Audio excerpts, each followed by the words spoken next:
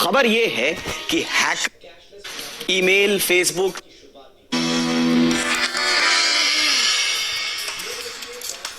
नमस्कार, बहुत बहुत स्वागत है आपका जी बिजनेस पर। मैं हूं दीपक डोभाल और आप देख रहे हैं आपकी खबर आपका फायदा। और आज का ये स्पेशल एपिसोड एक आम निवेशक को देखना बहुत जरूरी है। देखिए, अब तक हम और आप सुनते थे कि लोगों को email, Facebook, Twitter, social media, उनके अकाउंट्स जो है वो हैक हो गए हैं। हैकर्स ने लाखों करोड़ लोगों के ईमेल को हैक करके उन्हें बाजार में बिकने के लिए डाल दिया। ये खबर भी हमने आपको बहुत बार बताई, आपने सुनी भी होगी। ये गंभीर मामले थे, लेकिन इतने नहीं जितना आज हम आपको बताने जा रहे हैं। खबर ये है कि हैकर्स ने इस बार आम निवेशकों के डीमैट अकाउंट्स को संभालने वाले CDSL की KYC विंग को निशाना बनाया है। यानी हैकर्स ने 4 करोड़ से ज्यादा निवेशकों की फाइनेंशियल और पर्सनल डेटा की चोरी कर ली है। आज हम इसी मुद्दे पर चर्चा करेंगे और जानने की कोशिश करेंगे कि इन्वेस्टमेंट से जुड़ी जानकारी हैक होने के क्या-क्या खतरे हैं, ये मामला कितना बड़ा है और इससे बचने के लिए हम और आप क्या कर सकते हैं। पहले रिपोर्ट, खास मेहमानों का पैनल हमारे साथ मौजूद है, लौट रहे हैं रिपोर्ट के बाद।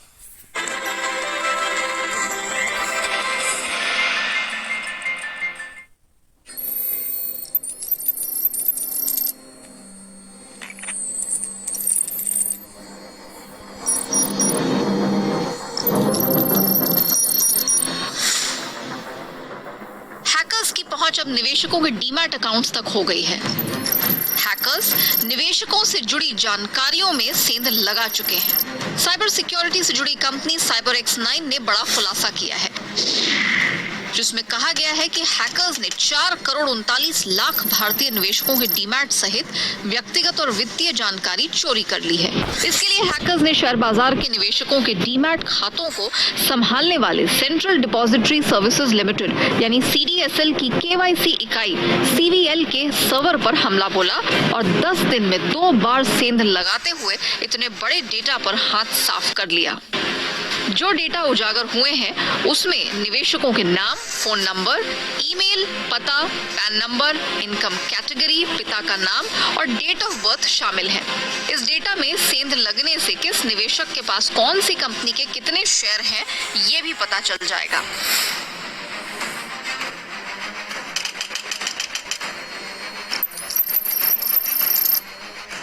पहले डेटा चोरी से नुकसान की बात करते हैं। चोरी किए गए डेटा का सबसे अधिक इस्तेमाल टेलीमार्केटिंग में होता है। इसके अलावा लीक डेटा की मदद से आपके नाम से बैंक अकाउंट खोला जा सकता है और आपके ईमेल, फेसबुक, ट्विटर, इंस्टाग्राम और लिंक्डइन जैसे अकाउंट्स को हैकर्स निशाना बना सकते हैं। दरअसल हैकर्स थर्ड पार्टी को अपना डेटा बेच देते हैं। थर्ड पार्टी आपके रुझान के मुताबिक आपके मोबाइल और डेस्कटॉप पर उससे जुड़े ऐड और कंटेंट भेजने लगते हैं।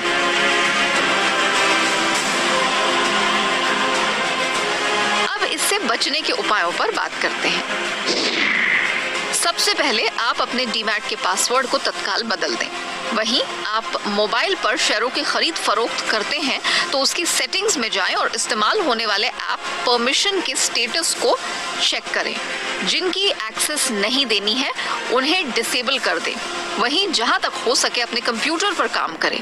अगर किसी दूसरे कंप्यूटर को इस्तेमाल किया है तो डाउनलोड किए गए कंटेंट को रिसाइकल बिन से भी डिलीट कर दें। डेटा चोरी से बचने के लिए लोगों के हाथ में बहुत कुछ नहीं होता। उन्हें समय समय पर अपना पासवर्ड बदलते रहना चाहिए और हाँ, इसमें स्पेशल कैरेक्टर का इस्तेमाल जरूर करना चाहिए।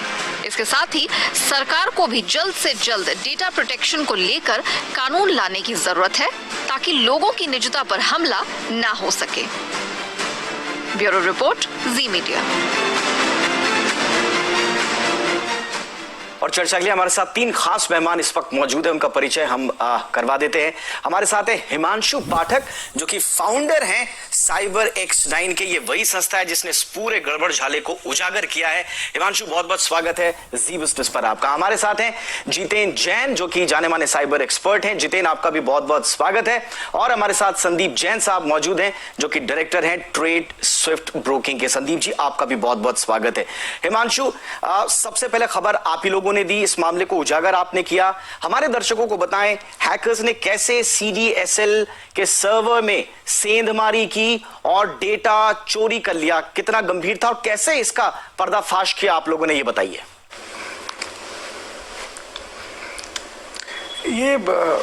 इसका हम लोग रिसर्च कर रहे थे, ये अक्टूबर के फर्स्ट वीक की बात है, और उस रिसर्च में ये फाइंड आउट हुआ एक ऑथेंटिकेशन वनरेबिलिटी है CVL, जो कि CDSL का एक KYC करने का आर्म है, जिसने 4.39 करोड़ इन्वेस्टर्स का KYC किया है। उस API से ये डेटा वहाँ पे एक्सपोज हो रहा था। इस डेटा में 19 तरह के फील्ड्स अवेलेबल हैं जो वहाँ पे एक्सपोज कर रहा था CDSL, जिसमें जैसा कि आपने रिपोर्ट बताया, उसमें नेम शामिल है, personal mobile number, personal address, permanent address, father's name, pan card number and उनका डीमैट अकाउंट नंबर भी है। उसमें उनकी इनकम के सोर्स भी हैं और लास्ट उनकी इनकम टैक्स रिटर्न का अमाउंट भी अवेलेबल है। इस तरह के 9 और सिंगल हैं, मैरिड हैं, ये स्टेटस भी अवेलेबल है। ये 19 अलग अलग तरह की क्रूशियल और सेंसिटिव इंफॉर्मेशन 4.39 करोड़, जो कि 43.9 मिलियन यूजर्स की है, जिन्होंने अपना KYC CVL या CDSL से करवाया था। और इसको रिसर्च में फाइंड आउट करने के बाद हमने इंटीमेट किया CDSL को कि आप ऐसा इसका एक्सपोज कर रहे हो, बहुत बड़ा ब्लंडर है ये। अब तक की इंडियन हिस्ट्री में इतना बड़ा डेटा एक्सपोज नहीं हुआ अभी तक, और वो भी इन स्पेसिफिक इन्वेस्टर्स का, जिसमें आप किसी मिडिल क्लास फैमिली का 200 रुपया भी इन्वेस्ट हो सकता है और किसी बिलियनर का $1 बिलियन भी इन्वेस्ट हो सकता है। और आपको उनकी पर्सनल इन्फॉर्मेशन इस तरह से एक्सपोज नहीं करनी चाहिए। बहुत गैर जिम्मेदाराना और बहुत बड़ी लापरवाही थी CDSL की। हमने इंटीमेट करने के बाद इनका कोई रिवर्ट नहीं आया 19 अक्टूबर को। फिर हमने सर्ट इन, जो गवर्नमेंट ऑफ इंडिया की एक ऑथराइज्ड एजेंसी है इसको डील करने के लिए, उसको इंटीमेट किया। हिमांशु जी, हिमांशु, ये सिंपल हैकिंग का मसला है या CDSL की ओर से कोई लापरवाही हुई है? ये CDSL की तरफ से बहुत बड़ी लापरवाही है। उन्होंने डेटा एक्सपोज कर दिया, कोई सिस्टम में उनके नहीं गया। अच्छा। सिस्टम में जाना तो एक अलग पहलू हो गया, सिस्टम में जाने की जरूरत ही नहीं है। आपको बेसिक टेक्नोलॉजी आनी चाहिए। हम 6 दिन में ऐसे बंदे को ट्रेन कर सकते हैं जो 4.39 करोड़ इन्वेस्टर्स का डेटा वहां से निकाल सकता था, बिना सर्वर में जाए। सामने ही सामने इनकी वेबसाइट के API के माल फंक्शन से, वहाँ की वनरेबिलिटी से ये इतना बड़ा डेटा एक्सट्रैक्ट हो रहा था। सर्ट इनको कंप्लेंट किया, गवर्नमेंट ऑफ इंडिया की एजेंसी को, NCPII को इन्फॉर्म किया। उन्होंने 1 हफ्ता इनके पीछे पड़े रहे। 1 हफ्ते तक ये ठीक नहीं कर पाए इतनी बड़ी खामी को, इतनी बड़ी फॉल्ट को। 1 हफ्ते तक इन्होंने इंडिया के 4.39 करोड़ इन्वेस्टर्स को कंप्रोमाइज होने दिया। ये एक सीरियस थ्रेट था इंडियन फाइनेंशियल मार्केट के लिए। जब ये रेक्टिफाई किया गया 26 अक्टूबर को, उसके बाद हमने इसको रीचेक किया कि क्या ये वाकई में सही हो गया। तो हम इसको 30 अक्टूबर को दोबारा हमने इन्होंने जो ठीक करने का कंफर्मेशन दिया था, और उसके बाद हमने इसको दोबारा चेक किया तो 30 अक्टूबर को ये दोबारा वनरेबिलिटी दोबारा एक्सपोज हो गई। थोड़ा सा टेक्निकल हमने उसमें और इनपुट दिया अपना, और वो वनरेबिलिटी बाईपास हो गई। दोबारा से 10 दिन के अंदर इन्होंने 4.39 करोड़ का इन्वेस्टर्स का डेटा दोबारा एक्सपोज कर दिया। फिर हमने इंटीमेट किया सर्ट इन को, और दोबारा NCPII को भी इन्फॉर्म किया। हिमांशु, क्यों ये क्यों हुआ? ये लापरवाही से हुआ, बहुत बड़ा सवाल है, हुआ, बहुत इंपॉर्टेंट सवाल है ये। क्या, क्यों? जी, ये CDSL को आपको समझना पड़ेगा। CDSL जो CVL है, ये एक ऐसी कंपनी है हमारे कंट्री की जो सिर्फ डेटा रखने के पैसे कमाती है, हजारों करोड़। आप सोचो, जो केवाईसी करने के लिए अथोराइज हैं गवर्नमेंट ऑफ इंडिया से, सेबी से, और वो आपका इन पर्सनल इंफॉर्मेशन को रख रही हैं, फाइनेंशियल इंफॉर्मेशन को रख रही हैं, यूज कर रही हैं, आपके डीमैट अकाउंट्स को भी होल्ड कर रही हैं। बहुत खतरनाक चीज है ये। अब इतनी सारी क्रूशियल इंफॉर्मेशन के मैनेजमेंट को करने के पैसे कमाते हैं, और वही पैसे ये इन्वेस्ट ही नहीं कर रहे उसकी सुरक्षा के ऊपर, उसकी सिक्योरिटी के ऊपर। मतलब ये ऐसे हो गया कि आईसीयू में पेशेंट दाखिल था और वहां आपने एक कंपाउंडर को एक गांव के मरहम पट्टी करने वाले को भेज दिया, जाओ इलाज कर दो, दैट्स इट। ओके जितेन, मैं आपके पास अब आना चाहूंगा। जैसा कि हिमांशु बोल भी रहे हैं जितेन, 19 अक्टूबर को सीडीएसएल को इसके बारे में जानकारी दे दी गई थी। 7 दिन लग गए इसको ठीक करने में, और जब आप साइबर X9 ने इसकी दोबारा पड़ताल की तो दोबारा एक्सपोज हो गया है डेटा। क्या इसका तुरंत समाधान निकाला जा सकता था? आपको इस पे क्या लगता है, कहां आपको लूप होल नजर आते हैं इस पूरे केस में? देखिए, 3 चीजें हैं। पहली बात तो जो हिमांशु जी ने काम किया, मुझे लगता है उसमें एक सबसे बड़ा लेसन ये है कि जो उन्होंने रिस्पॉन्सिबल डिस्क्लोजर किया, ऐसा नहीं था कि वल्नरेबिलिटी आते ही उन्होंने कोई पब्लिसिटी मॉन्गरिंग के लिए उसको डिस्क्लोज किया। उन्होंने मतलब जो अप्रोप्रिएट मैकेनिज्म था रिस्पॉन्सिबल डिस्क्लोजर का, पहले कंपनी को अप्रोच किया, उसके फेलियर के बाद वो सर्ट के पास गए, एनसीआईपीसी के पास गए, और उसके बाद वेरिफिकेशन के बाद दोबारा चेक किया, उसके बाद उन्होंने पब्लिक डिस्क्लोजर किया। तो ये एक अच्छी प्रैक्टिस है जो सबको फॉलो करनी चाहिए, जिससे मतलब जो इन्वेस्टर्स का डेटा है वो रिस्क पे ना जाए और वल्नरेबिलिटी की पैसे। तो पहली बात तो उसके लिए उनको धन्यवाद और मुबारकबाद। दूसरी बात ये भी दर्शाता है कि हमारे यहाँ आज भी साइबर सुरक्षा के ऊपर जो पैसा खर्च होता है उसको इन्वेस्टमेंट ना देखकर उसको एक तरह से वेस्टफुल एक्सपेंडिचर के रूप में देखा जाता है। लोगों को लगता है कि मतलब साइबर में वो इन्वेस्टमेंट करें ना करें उसका कोई फायदा नहीं है, वो एक मतलब नेसेसिटी के रूप में आज उसको नहीं देखा जा रहा है। और सबसे बड़ी दुखद बात यह है कि देखिए जो केवाईसी ऑपरेटर्स हैं, डेटा एग्रीगेटर्स हैं, मतलब बहुत सारे लोग आपका ये क्रेडिट रैंकिंग्स का केवाईसी कर रहे हैं, ये केवाईसी जो फाइनेंशियल सेक्टर का जो सीडीएसएल कर रहा था, इस तरह की जो डेटा मैनेजमेंट और मतलब केवाईसी कंपनियां हैं जो सबका डेटा केवाईसी भी कर रही है, होल्ड भी कर रही है, और पूरा जो रेवेन्यू मॉडल है वो सिर्फ और सिर्फ डेटा को होल्ड करने का और उसको सिक्योरली प्रोसेस करने का है। अगर वही कंपनियां हजारों करोड़ कमाने के बाद अगर उसमें 2% 4% भी जो एक मिनिमम खर्चा सिक्योरिटी के अंदर आता है और वो भी नहीं कर पा रही है, तो ये बड़ी शर्मनाक स्थिति है। तीसरा, ये भी दर्शाता है कि किस तरह से अगर आप टेक्नोलॉजी सेक्टर के बाहर चले जाए तो स्किल्ड मैन पावर की हिंदुस्तान के अंदर किस हद तक कमी है। तो एक तो होता है कि आपको पता ना होना, गलती हो जाना, दूसरा जब वो उसको पॉइंट आउट करे तो उसके बाद भी उसको फेस करने की आपके पास स्किल्ड मैन पावर या कैपेबिलिटी ना होना।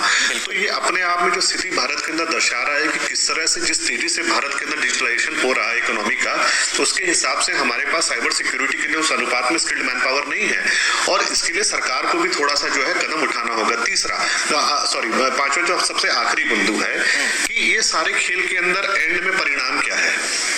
जिसकी गलती थी उसकी कोई जिम्मेदारी नहीं, जिसने दोबारा गलती करी जिसने पैसा नहीं लगाया, जो भी उनको एक तरह से सजा मिलनी चाहिए, कुछ भी नहीं। इसीलिए जो नया डेटा प्रोटेक्शन बिल है जिसके अंदर पेनल्टीज का प्रावधान है कि अगर आपकी गलती से किसी कस्टमर का डेटा बाहर लीक होता है और वो आप किसी फिशिंग कैंपेन का या किसी मैलवेयर कैंपेन का या हैकिंग का वो शिकार होता है, तो जिम्मेदारी आपकी भी होगी। तो अब ये बहुत जरूरी है कि डेटा प्रोटेक्शन बिल आए और उसके अंदर इन कंपनियों की डेटा के प्रति जिम्मेदारी तय हो। अन्यथा इन पूरे बहस और विवाद के बीच में जो अल्टीमेटली जो एक तरह से बलि का बकरा है वो आम ग्राहक बनता है, उसके पास कोई विकल्प नहीं है इस हैक मतलब इस वल्नरेबिलिटी के प्रति कंपनी को जिम्मेदार ठहराने का या किसी भी तरह का कोई लीगल एक्शन लेने का। बिल्कुल। संदीप जैन, आप तो फाइनेंशियल इंक्लूजन के तहत स्टॉक मार्केट में जो लोग इन्वेस्टर्स का जो रुझान बढ़ रहा है, उनका भरोसा बढ़ रहा है, आप उस पूरी जर्नी के एक हमसफर हैं सर। आपको इस पूरे प्रकरण में आपका ऑब्जर्वेशन क्या है? Phone number, email, pan number, आपका आय की श्रेणी, तमाम तरह की जानकारियां एक्सपोज हो रही हैं और बहुत बड़ी आसानी से और बहुत ही बेसिक लापरवाही से। कितना गंभीर आप इसे मानते हैं सर? देखिए, मैं इतनी इजीली ये नहीं बोलूंगा कि लापरवाही और नेग्लिजेंस और ये सब, क्योंकि बहुत बड़ी बॉडी है, ये चीज हमें लाइटली नहीं लेना चाहिए। सीडीएसएल और सीवीएल ये ऐसी बॉडीज है, देखिए, और वल्नरेबिलिटी और देखिए आजकल जिस तरीके के सिस्टम्स हो गए हैं, कई सिस्टम्स में कई टाइप के लोग होते हैं, हैकर्स होते हैं, एथिकल हैकर्स होते हैं। आई डोंट नो, मैं सुन रहा था अभी हिमांशु जी को, जितेन जी को भी सुन के थोड़ा अलग टाइप का वो भी आ रहा था कि भाई उन्होंने जो भी इंफॉर्मेशन दी और जो हम पढ़ रहे हैं और जो हम सुन रहे हैं वो डिफरेंट है, बट एनीवेज मुझे ऐसा लगता है कि देखिए इतने साल से कर रहे हैं और अभी हुआ है, वल्नरेबिलिटी आई है, बट उन्होंने शायद फिक्स भी किया प्रॉब्लम को, so let's see. But I think अगर ऐसा हुआ है तो सीडीएसएल एक ऐसी बॉडी है जो कि भले ही वो सीडीएसएल हो, एनएसडीएल हो, और ये इतनी बड़ी बॉडीज होती है कि ये लोग इन डेटा की अहमियत को समझते हैं और इन डेटा को इतने साल से महफूज रखते हुए आई है। ऐसा नहीं कि आज 2 साल 1 साल हुए इनको, ठीक है, हो सकता है कि अभी कोई वल्नरेबिलिटी आई होगी, रिपोर्टेड हुआ, तो वो भी ये बोल रहे हैं कि हम लोगों ने उस प्रॉब्लम को फिक्स किया। 2 बार 3 बार होती है, कोई चीज एक बार में नहीं होती है, और कोई भी टेक्नोलॉजी की चीज है एक बियॉन्ड कई बार उसके होती है, तो मैं डायरेक्टली मैं ये नहीं बोलूंगा, बट यस अगर ऐसा कुछ है तो सर्टेनली ओवर प्रोएक्टिव होना पड़ेगा इन ऑर्गेनाइजेशंस को, जो कि बहुत बड़ी ऑर्गेनाइजेशंस है अपने आप में, और आगे के लिए ये ध्यान रखना पड़ेगा कि ये वल्नरेबिलिटी नहीं आए, और उसके लिए जो भी पर्याप्त इनको मेजर्स है वो लेने पड़ेंगे। मैं ब्रेक पर जाऊंगा, लेकिन जितेन संक्षेप में आप कुछ कहना चाह रहे हैं फटाफट से, उसके बाद मैं ब्रेक लेता हूं छोटा सा। संदीप जी, हमको एक समझना होगा, आप डॉक्टर के पास अपनी हार्ट की सर्जरी कराने जाए, कोई दूसरा व्यक्ति आपको बताए कि साहब इनकी तबीयत खराब है, पहली बात तो उस हॉस्पिटल में डिटेक्शन नहीं हुआ जो होना चाहिए था। फिर अगर कोई दूसरा डॉक्टर बता भी दे कि साहब फलाने आदमी को हार्ट की तकलीफ है, इसका हार्ट का ऑपरेशन होना है, तो वो अस्पताल ये थोड़ी कह सकता है कि पहली बार में ऑपरेशन नहीं होगा, 2-3 बार ट्राई करेंगे तब जाके ठीक होगा। ये कैपेबिलिटी की कमी है। और आप देखिए, ये जो 4.5 करोड़ लोगों का जो डेटा एक्सपोज हुआ है, ये ताउम्र रिस्क के ऊपर आ गए। इनके ऊपर अब दुनिया भर के फिशिंग मैलवेयर कैंपेन चलेंगे। इनके आज पैन नंबर लिखा है जो जिंदगी भर चेंज नहीं हो सकता, इनकी date of birth, bank account क्या है, जो फाइनेंशियल स्टेटस, सारा लीक अब जिंदगी भर के लिए वो वनरेबल है। तो इसके लिए उसको उतना लाइटली नहीं लेना चाहिए। हम ये नहीं कह रहे कि सीडीएसएल ने जानबूझ के किसी को डेटा बेच दिया, इस तरह से हुआ, मगर जो गलती है और जो गलती इस तरह से कि आपने इसको, बिल्कुल नितिन जी, ये इसलिए भी इंपॉर्टेंट है, पिछले दिनों ही हमने डेटा दिखाया था कि 6 करोड़ का आंकड़ा पार किया है इन्वेस्टर्स का जो आंकड़ा है, स्टॉक मार्केट डीमैट होल्डर्स का जो आंकड़ा है वो 6 करोड़ का डेटा पार किया, और इसमें से जून का डेटा है सीडीएसएल में ही जो रजिस्टर्ड है 4 करोड़ का डेटा मार्क जो है वो जून इसी साल पार किया है सीडीएसएल के तहत जो रजिस्टर्ड डीमैट हैं उनमें। इसलिए, और अभी आप देखिए कि ये 4.5 करोड़ के आसपास का डेटा लीक का मामला है, यानी कि सीडीएसएल पर मुझे लगता है कि 100% जो रजिस्टर्ड अकाउंट है उनका डेटा वल्नरेबिलिटी में एक्सपोज हुआ है। तो ये थोड़ा सा संवेदनशील तो है ही, जिम्मेदारी का एहसास भी दिलाना चाहिए जो भी इसके लिए जिम्मेदार लोग हैं। लेकिन फिर किया क्या जाए, ऑप्शंस क्या है आम निवेशक के पास, आम ग्राहक के पास, इस पर भी हम चर्चा करेंगे। छोटे से ब्रेक के लिए रुक रहे हैं।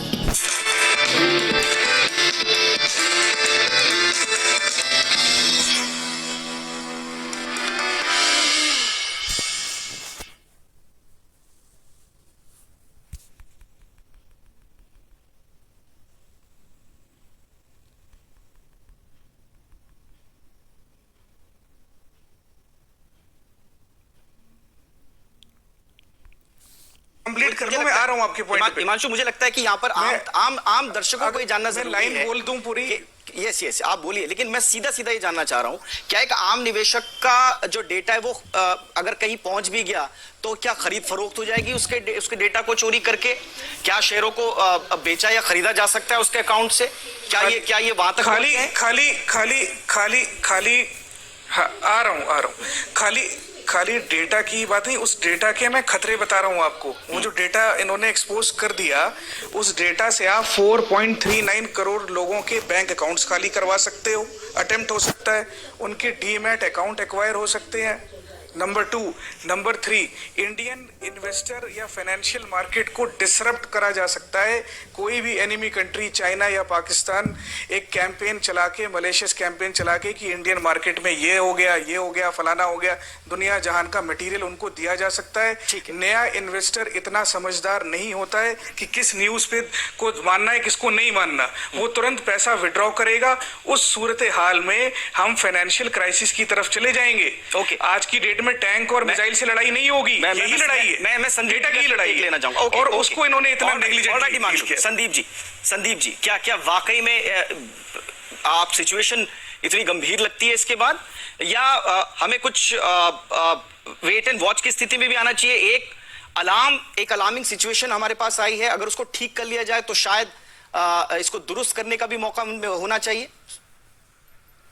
नहीं, बिल्कुल ऐसा ही होगा। देखिए, ऐसा कुछ नहीं होता कि कोई चीज हो गई तो एक साथ इतना बम फूट सकता है बम। ऐसा नहीं है कि ये चीज कोई बहुत छोटी है, बट बाद में सारे मेजर्स लिए जाते, जब हमें समझ में आ गया कि हमारा डेटा निकल गया, कोई प्रॉब्लम आ रही है, तो फिर वो बाद में उसके काउंटर मेजर्स भी लेंगे। ऐसा कुछ भी नहीं है कि कोई बहुत बड़ा कोई अटैक हो जाएगा। बट ठीक है, आई अंडरस्टैंड दिस कि ये अगर हुआ है, मुझे अब एग्जैक्टली मैं भी पढ़ के थोड़ा कंफ्यूज, जो सुन के मैं कंफ्यूज हूं कि अगर हुआ है, क्योंकि जो क्लैरिफिकेशंस वहां से आ रही है कि उन्होंने इस चीज को पूरा कंट्रोल में ले लिया है और एग्जैक्टली समझ में अब और समझना पड़ेगा और गहराई से। बट मुझे लगता है कि उसके बाद काउंटर मेजर्स ऐसे लिए जाएंगे, ऐसा कुछ भी नहीं है। और इतनी नॉर्मल ऑर्गेनाइजेशन नहीं है कि जहां पे ऐसा हो जाए, और ऐसा नहीं कि इंटरनेशनल ऑर्गेनाइजेशंस के ओके जितेन कितना सबक सीडीएसएल लेती है, कितना बाकी लोग लेते हैं इससे जुड़े हुए, बट एक आम निवेशक के लिए ऑप्शंस क्या हैं, उसका खाता अगर उसे सुरक्षित रखना है।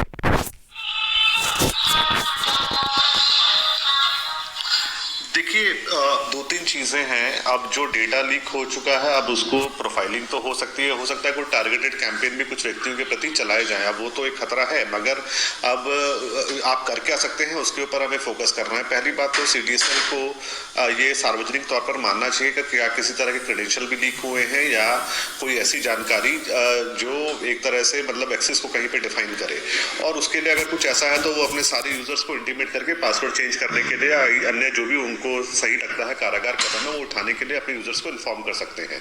तो पहली बात तो शुरुआत जो है वो एक्सेप्टेंस से होनी चाहिए कि हाँ ये हुआ और हम नेसेसरी मेजर्स दे रहे हैं, और उसके लिए प्रिकॉशन के तौर पर आप ये चीजें कर सकते हैं, नंबर 1। नंबर 2, अब आप देखिए कि ये अब जो गलती हो चुकी है, अब आपको कि अब हजारों लोगों को कल अगर न्यूज आती है कि फलाना स्टॉक गिरने वाला है, कुछ है, तो हो सकता है जो अभी हिमांशु बता रहे थे, कुछ नए जो उपभोक्ता है या कस्टमर है उसकी बातों पर विश्वास कर लें। तो आप अवेयरनेस कैंपेन चला सकते हैं कि किसी भी तरह का कोई इस तरह का ईमेल अगर हमारे नाम से आपको आए, सभी को आए, तो उसके ऊपर इमीडिएटली आप विश्वास ना करें, क्रॉस वेरीफाई करें। तीसरा, आपको ये मानना होगा कि जैसे आधार में जो आपको वर्चुअल आईडी मिलता है वो इसी पर्पस के लिए था कि कहीं पे अगर इस तरह का डेटा एक्सपोज हो तो आपका वो ओरिजिनल आधार नंबर जाए, वर्चुअल आईडी जाए।